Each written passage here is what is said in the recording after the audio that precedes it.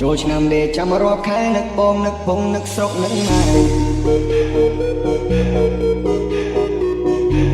សំលុយតាំងពីឆ្នាំមុនបើសិនមានយីអូនមានប្រពន្ធមួយដែរមានអូនឲ្យបងគួយកូនបើសិនអូនចិត្តទុនសម័យលួចសំបានមុន50%មេប្រាំថាមិនតចានូលៃញ៉ែមែនបងញ៉ែបានមុនចង់បដាក់ទុនឬចង់លើសាច់កាយកមកអំពីពុកប៉ាសមត្ថភាពមិនតន់គ្រឹះហើយទៅកុំឲ្យស្ទះផ្លូវលេងក្រោយសាប់ប្រមាណចាំអោយតាមក្រោយល្បិចបងនឹងមែនតាមខ្លួនហើយហេតុទៅចាំចាំទេចាំបណ្ដាធ្វើចាំខែក្រោយបងអន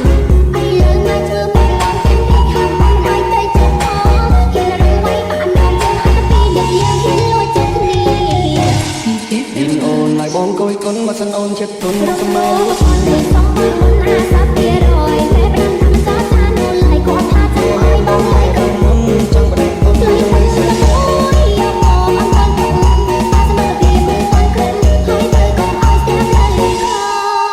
យសាប់ប្រមាណចាំអោយតាមក្រោយល្បិចបងនឹងមែនតាមខ្លួនហើយហេតុទៅចាំទេចាំបណ្ដាធ្វើចាំខែក្រោយបងអនអូនប្រកែកម៉ែនៅខាងបងតោះតែបងទេក៏ជារកលំសុខសុខសុខលុះតែទៅលើយាមខាងអូនទៅគ្រូហើយគាត់សួរថា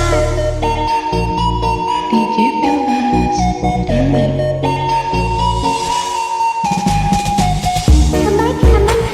អាយ៉ាក៏ចង់បានទៀតអាយ៉ាចេះរកគ្នាឃើញសំណាបងល្អសំស៊ីមួយចឹងអូយច្បាំងក៏ហាត់ទៅលើបងតលើមិនខំរកសំនៅតលើមកបាននោះមិនដឹងជឿហើយ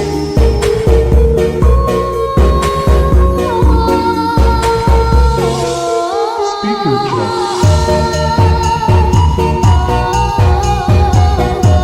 ចូលឆ្នាំដេចាំរាប់ខែនឹកបងនឹកពងនឹកស្រុកនឹកម៉ែ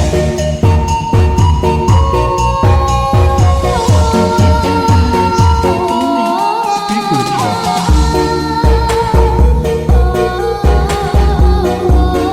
សំលុយតាំងពីឆ្នាំមុនបើមានយីអូនមានប្រពន្ធមួយដែរ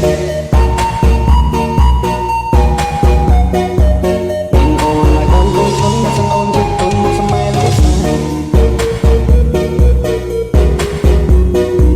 ញ៉ែមែនបងញ៉ែបានមុនចង់បដាក់ទុនឬចង់លើសាច់កា